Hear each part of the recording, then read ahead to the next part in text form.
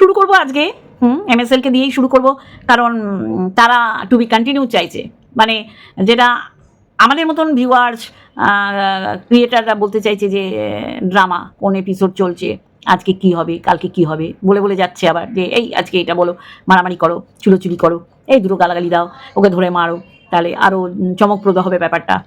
তাই এই সমস্ত কিছু নিয়ে আজকে আমার কন্টেন্ট। কণিকাকে আমার বলার আছে, আমি জানি কণিকাকে অনেক কিছু বলার আছে, সে যদি না শোনে তাহলে তো কিছুই না, কিন্তু আমার বক্তব্য আমি আমার চ্যানেল থেকে বলবোই। তার আগে ইন্ট্রো। হ্যালো বন্ধুরা, কেমন আছো? আশা করি তোমরা ভালো এবং সুস্থ আছো, আমিও বেশ ভালো আছি। চলো, জমে যখন ক্ষীর, সেই ক্ষীরের স্বাদ কেন নেবো না? চলো মেন কোর্সে। হাসি তো ফাঁসি, হাসি তো ফাঁসি। আজকে কণিকাকে নিয়ে তো আমার বক্তব্যই আছে, কারণ কণিকা জানি না ইচ্ছা করে বুঝতে পারছে কি না যে মানুষ বুঝতে পেরেছে। যাই হোক, মানুষ যদি দেখে, আমার তোমার তো কোনো সমস্যা নেই, মানে অন্য সাথী ভিউয়ার্সদের বললাম, ও যদি বলে ওটা ও হাসেনি, ও ঠোঁট কামড়েছে, সাইড দিয়ে হাসি, ও হাসমুখ মেয়ে তো, তা ওরম লাগতেই পারে। তাহলে তোমরা বুঝতে পারছো বন্ধুরা, আমরা তো আর আলাদা না, ওয়াইটি থেকে নতুন কিছু না, আমরা কি পরিমাণ এই নোংরামো দেখতে ভালোবাসি, যে এটা সত্যি কি মিথ্যে এই বাজ বিচার করার সময় আমরা দিই না বা পাইও না, আর দেখতে বসে যাচ্ছি। ও বাবা, পারিবারিক কেচ্ছা, নাও বসে যাও, হেসে ফেলেছে, এই করেছে, সোনাম ভিডিও এডিট করেছে, করে আবার ছেড়েছে, এর থেকে তো আর কিছু পরিষ্কার হতে পারে না, তাই না?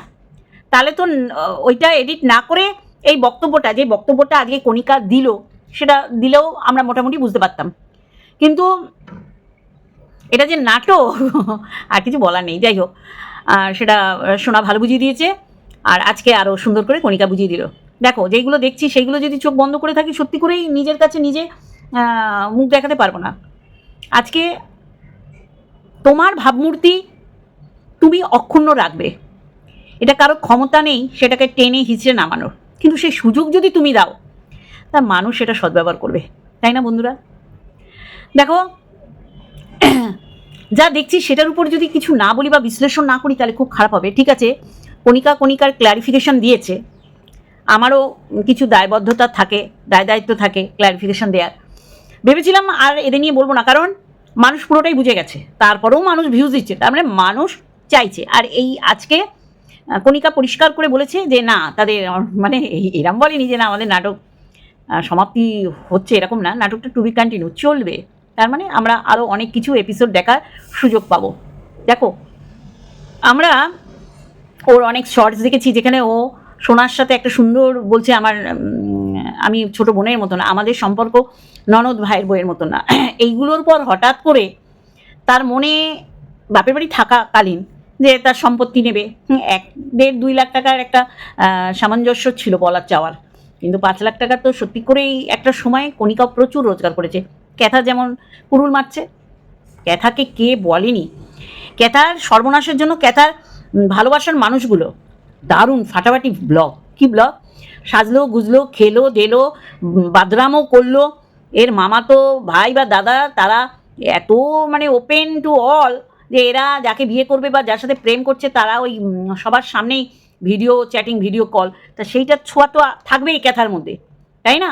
এই যে ভিডিও চ্যাটিং করেছে, নোংরামি, সেগুলো তো একদিনের জন্ম হয়নি তো, তাই না? এটা তো তিল তিল করে জন্ম হয়েছে, তাই না? তাহলে সেখান থেকে তো ক্যাথাও বাদ যায়নি। তা আমি বলতে চাইছি যে যারাই ক্যাথাকে ভালোবাসি করে, তারা কি সত্যি করে ভালোবাসে? অন্ধের মতন লেলো মাসি বলে যে ফাটাফাটি ব্লগ, কি যে ফাটাফাটি ব্লগ আমি বুঝি না। যাই হোক, কণিকার বিষয়ে ফিরে আসি। কণিকা এটাকে এই মুহূর্তে বুঝতে দিচ্ছে না, ঠিক আছে, পারিবারিক কেচ্ছা, তার একটা নাটক অতিরঞ্জিত হলে সুপার ফ্লপ হয়, আর নাটক যদি বাস্তবের আকারে দেখানো হয় তাহলে সেটা কিন্তু মানুষ খাবে, যাকে মানুষের এখন রুচি নেই, সমস্ত কিছুই দেখতে যায়। নাহলে কেয়াকেও ভিউজ দেয়, ঝুমাকেও ভিউজ দেয়, মিল্কি শাওয়াকেও দেয়, আর রাত্রে যে লাইভগুলো হয় দেখবেন, লাইভে ওই একটা বউ শুয়ে আছে আর সে নড়েই যাচ্ছে, কি নোংরামি, সেটাও মানুষ ভিউজ দেয়, সেই লেভেলের ভিউজ। নোংরামি দেখতে ভালোবাসে মানুষ, তা সেখান থেকে কণিকা যেইগুলো করছে সেইগুলোও মানুষ দেখতে যাচ্ছে, কণিকার তো দোষ নেই। আজকে ওর দেখা ছেড়ে দিক, ভিউজ পড়ে যাক, দেখবে কণিকা আবার ব্যাক টু প্যাভিলিয়ন চলে আসবে, আবার ট্রাকে চলে আসবে নিজের রাস্তায়। তা আজকে আমি কণিকাকে বলবো 2-4টে কথা। আমি জানি আমাকে যারা ভালোবাসো, কণিকার ঘর থেকে এসছো, তারা কষ্ট পাবে, কিন্তু এগুলো বলা খুব দরকার। যে ভাবমূর্তি একবার নষ্ট হয়ে গেলে সেটাকে ফেরত আনা খুব কষ্টকর। এই মুহূর্তে আমরা যেই রাজ্যে বাস করছি, আপনারা দেখবেন কে না মানে কটু কথা বলছে সিএম বা যারা নেতৃত্ব স্থানে রয়েছে, কারণ তারা সুযোগ দিচ্ছে। তা বলে কি বড় বড় নেতা মন্ত্রী রাষ্ট্রনায়কদের পিছনে কিছু কটু কথা বলে না? নিশ্চয়ই বলে, সবাই ভালো চায় সেটা তো না। কিন্তু এইরকম ভাবমূর্তি যদি আমার ভাবমূর্তি যদি আমার পায়ের তলায় কুচলে দিই, তাহলে তো ক্ষমতা নেই ওটাকে পুনরুদ্ধার করে এরকম তুলে ধরা সমাজের কাছে। সেখান থেকে বলবো, আগের যে প্রবলেম দালালের সাথে, এই দালাল বলতে গিয়ে মনে পড়লো, দালাল তুই কি জোকারপানা করছিস সাটা মাটা খুলে এনে? কি অবস্থা বলতো? দেখ, কিছু মনে করিস না, এখন মানুষের কাছে এই এতদিন চলছিল বাচ্চার বাবা আর ক্যাথা, তারপরে ঢুকে গেল কণিকারা, তারপর কণিকাদেরটা যারা বোঝার তারা বুঝছে, আর যারা বুঝেও দেখতে যাচ্ছে সেটা নিজস্ব তাদের ব্যাপার। তার মধ্যে তুই যে এই যে নছলাগিরিগুলো করছিস না, উৎপাটাং লাভ দিয়ে নাচানাচি, মানুষ আর নেয় না, জানিস তো। সব কিছুর মধ্যে একটা যুক্তিযুক্ত ব্যাপার থাকবে। তুই ধিঙ্গিপানা করলি, মানুষকে বোঝাচ্ছিস পারিবারিক কেচ্ছা আর শুয়ে পড়া অন্য পুরুষের সাথে একই ক্যাটাগরিতে পড়ে, একই গোত্রীয়, তুই বলবি, তাহলে তো তোকেও ওই গোত্রে ফেলা যায়। কারণ তোরও তো 20 বছর, তোর থেকে 10 বছরের ছোট একটা পুরুষের সাথে তোর ইন্টুগুলুগুলো হয়েছিল, তাহলে তুইও ওই গোত্রে। তুই ওই গোত্রে না হলে তুই এই সমগোত্রীয়দের কি করে চিনবি, তাই না? ফারদিন, ভালোবাসা অনেক, এরকম এসো, এত দেরি করে এসো না, মাঝে মাঝে এসো। আমার বলছি না, আমি আজকে এখানে দাঁড়িয়ে আছি, তার পিছনে ফারদিনের প্রচ্ছন্ন একটা অদৃশ্য হাত আছে, তার ভালোবাসা। সে আমাকেই বা দেখবি কেন? এত কন্টেন্ট ক্রিয়েটার রয়েছে, কন্ট্রোভার্সি বলো, ব্লগার বলো, তা নিশ্চয়ই আমাকে ভালো লেগেছিল। আর সেখান থেকেই নিশার জন্ম, মানে আমার জীবনে ফারদিন আর নিশা আমার জীবন, সত্যি করেই ওয়াইটির জীবনটার কথা বলছি, এদের প্রচুর অবদান। ফারদিন কালকে এসছে, আমার কমেন্ট বক্সে কমেন্ট করেছে, Fardin M Khan from India, আমার ভালোবাসার একজন। আর নিশা তো ভালোবাসার, এই তোমাদের আবার নতুন করে বোঝাতে হবে না, ফ্রম বাংলাদেশ। যাই হোক, আমার মনে পড়ে গেল, ফারদিনের কথা না বললে অধরা থেকে যায় আমার সমস্ত কিছু। ফারদিন কাল বলেছে, দিদি তুমি এই যে নতুন করে তুলে ধরলে, এই যে কাকে কোন ক্যাটাগরিতে ফেলছে, আর সেখান থেকে যে দালালও বাদ যায় না, সেটা তুমি আবার নতুন করে আমাদের বোঝালে। সত্যি করেই না, ওভাবে ও যা বলে যুক্তিপূর্ণ কথা। আর আমি বলছি না, আমাদের মধ্যে দুটো রূপ আছে, একটা আদিম মানে হিংস্র, আর একটা স্বাভাবিক। কিছু আদিম রূপের মানুষ ওকে এখনও তোলা দেয়, দালালের কথা বলছি, যে তুমি আগের রূপে ফেরো, আমরা পুরনো পাপী। তার মানে পুরনো পাপীরা ভোলেনি পুরনো পাপীকে। তা কেন এত কথা বললাম? কারণ এই সিচুয়েশানে আমি ওই দিকটা বাদ দেবো, কিন্তু এই মুহূর্তে কণিকার ভাবমূর্তি সত্যি করেই তলানিতে আসছে। কারণ হাসির পিছনে যে ক্ল্যারিফিকেশান দিল, সেটা বাচ্চা ভোলানো। যাকে চলুক, তোমরা যদি চালাতে পারো আমাদের তো অসুবিধা নেই। কারণ দর্শক যদি দেখে, দর্শক এতদিন তোমার ব্লগ দেখেনি, তারাই কিন্তু এই কেচ্চা কেলেঙ্কারিগুলো দেখতে আসছে। তাহলে পুরো পরিষ্কার, আমাদের ওয়াইটিতে একজন ব্লগার বা একজন ক্রিয়েটার তার দৈনন্দিন জীবন বলো, আর তার সুন্দর করে এগিয়ে যাওয়ার যদি জার্নিটা শেয়ার করে, বা তার ভালো কিছু বক্তব্য, মানুষ দেখতে যায় না? পরের দিন ও 4 অক্ষর 5 অক্ষর 2 অক্ষর 3 অক্ষর গালাগালি দিক, দেখবে ভিড় করবে, আবার জ্ঞানও দিয়ে আসবে। এই যে রোজ সকালবেলায় মানুষ এসে বলছে এই আরম্ভ হয়ে গেল, এই এপিসোড, এই চলছে, ওই চলছে, এগুলো কি কণিকা দেখছে না? দেখছে। কণিকাকে দেখেছিলাম একভাবে, এখন দেখছি আর একভাবে। তাই এইগুলো আমার বলতেই হবে। আর আশা করি কণিকাকে বাসবো, সেটা জানে কণিকা। সেইখান থেকে দাঁড়িয়ে আমি কণিকার সমালোচনা করবই, কারণ কণিকা এই মুহূর্তে এইগুলো তো সত্যি করেই ও বলছে আমার শাশুড়িকে কিছু কথা বলার আছে। আরে তুমি ক্যামেরা খুলে কেন? তাহলে তো তুমি শাশুড়িকে না, তুমি আমাদের বলার চেষ্টা করছো যে শাশুড়িকে এটা বলবো। তোমার যদি মনে হয় শাশুড়িকে বলার দরকার, তোমার যদি মনে হয় সোনাকে বলার দরকার, তাহলে তুমি চিৎকার করে বলো, তাই না?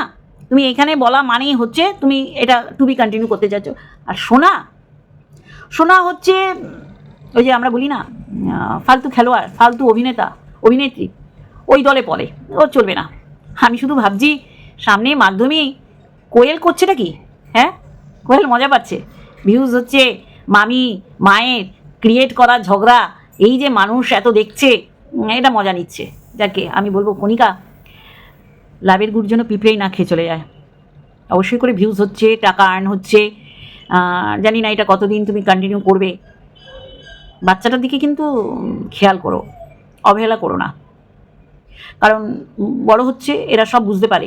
এরা আগে নেগেটিভগুলো, মা বাবার ঝগড়া হলো কি না, কার সাথে কার কী হলো বাড়ির মধ্যে, এইগুলো আগে অ্যান্টেনায় ক্যাচ করে, বুঝলে, অন্য কিছু না।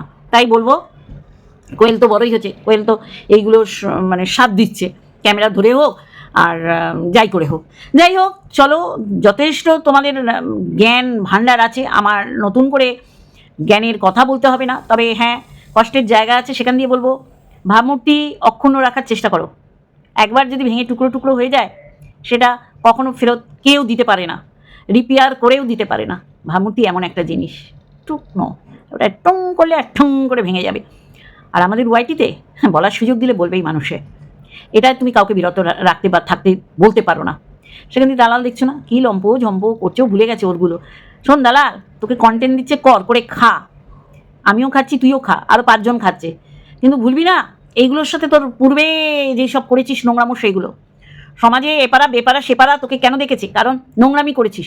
একটা মাস্টারমশাই ফ্যামিলি আমরা, এখনও আমার ভৈরবের স্যারদের দেখলে স্যার, কারণ আমরা প্রচুর আন্দোলন, এই জনমুখী জনকল্যাণকর কাজে একসাথে থাকি, তো কিন্তু তাদের স্যার বলে আমরা সম্মান দিই। তেমনি প্রচুর ছাত্র গড়ার কারিগর হচ্ছে দালালের শ্বশুর মশাই। সে একবারও চিন্তা করেনি যে আমি রোজ নোংরা ঘাটছি, তার সাথে আমার পরিবারের মানুষগুলোও জড়িত। তাই জন্যই এই এপাড়া ওপাড়া বেপাড়ার লোক তোকে দেখতো, ভাবতো কী জিনিস এনেছে।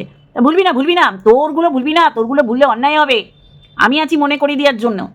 তাহলে সমাজে তুইও এমন একটা কদাকার চেহারা, নট বডি সেভিং, আমি বলছি ক্যারেক্টারলেস, এই কারণেই যে তুই মন্দিরা ক্যাথা যা যা করেছে তুইও তাই করেছিস। তাও আবার কে বলেছে? আমাদের মন গড়া পেট গড়া কথা না, এইগুলো মন্দিরা বলেছে। ঠাকুর হাতে নিয়ে মিথ্যে কথা বলেছিস। তুই একটু থাম, তুই রেহেন দে, বুঝলি? তোর এই নাচন কোদন মানুষ দেখছিস একদম ইন্টারেস্ট হারিয়ে ফেলেছে, ইন্টারেস্টলেস। চলো, এইটুখানি বললাম। কণিকাকে বলবো আবার পুনরায় একই কথা, ভাবমূর্তি নষ্ট করলে কিন্তু খুব খারাপ হয়ে যায়, মানুষ তাকে নেয় না। একেই সব শীতঘুম থেকে উঠে উঠে তোমাকে দংশানোর চেষ্টা করছে ওই মিশমি বনি হারামজাদিটা। তারপরে আছে আমাদের ওয়াইটিতে অনেকেই দেখছি, এই যে তুমি এরকম একটা কন্টেন্ট দিয়েছো, তারা কিনা বলার চেষ্টা করছে, বুঝলে, কালসাপ থেকে আরম্ভ করে নোংরা নোংরা কথা। সে সবাই জানো, অ্যাকচুয়ালি কন্ট্রোভার্সি ক্রিয়েটার, আমরা কন্টেন্টের উপর ফোকাস হব, ক্রিয়েটারের সাথে আমাদের কোনো রকম বাগবিতণ্ডা না। সে তার মতন করে বলছে, আমি আমার মতন করে বলবো, এই হচ্ছে ফারাক। চলো, এইটুখানি বললাম। আবার বলবো, সমস্ত কিছু বজায় রেখে এইগুলো করো, কারণ ধরা মানুষ, মানে তোমরা ধরা খেয়ে গেছো, মানুষ বুঝতে পেরেছে। সেখানে দাঁড়িয়ে কিন্তু আমরা প্রচুর লড়াই করেছি উজ্জ্বলের মায়ের জন্য। আজকে উজ্জ্বলের মাও কিন্তু পার্টিসিপেট করছে তোমাদের এই ব্যাপারগুলো। যাকে আমি কি বলার চেষ্টা করছি নিশ্চয়ই বুঝতে পারছো। যারা কণিকাকে ভালোবাসো তাদের আঘাত দিয়ে আমার আজকের উদ্দেশ্য না, কণিকাকে সতর্ক করা আমার উদ্দেশ্য। কণিকা চাইলে আমরা কেউ না, এই বন্ধ করো বন্ধ করো, আর কণিকা যদি বন্ধ করে আমরা বলতে পারি না তুমি চালু করো, সম্পূর্ণ কণিকার হাতে। আর কণিকা বলেছে আমি যেদিন নিজেকে বুঝবো সেদিনই আমি স্টপ করবো, মানে ওকে কেউ বোঝালেও বুঝবে না, সব কিছুর ঊর্ধ্বে। তাহলে আমার তো দরকার নেই, বা ও একটা প্রচ্ছন্ন বলে দিয়েছে, আমি যেদিন নিজেকে নিজে বুঝবো সেদিনই আমি স্টপ করবো, বা আমি সেদিন কাউকে যদি ক্ষমা মাপ করে দিই করবো। সোনাকে হোক, যাই হোক, সোনা যদি 1-1.5 দিয়ে আরম্ভ করতো, মানুষ তাও খেত। তারপরে যেই পরিমাণে তোমরা মানে এডিট করতে ভুলে যাচ্ছ, মানুষ বুঝে যাচ্ছে। তারপরেও তুমি বলেছো না এটা আমার রোগ হাসির, আর এটা চলবে। তো চলো, আমরা তো কন্টেন্ট পাচ্ছি। চলো, লাভ ইউ অল, ভালো থেকো, সুস্থ থেকো। আর অবশ্যই করে শর্টস তোমরা এত ভালোবাসো, আরও ধামাকাদার শর্টস আমি নিয়ে আসবো। পরের ভিডিওর জন্য অপেক্ষা করো। Love you all.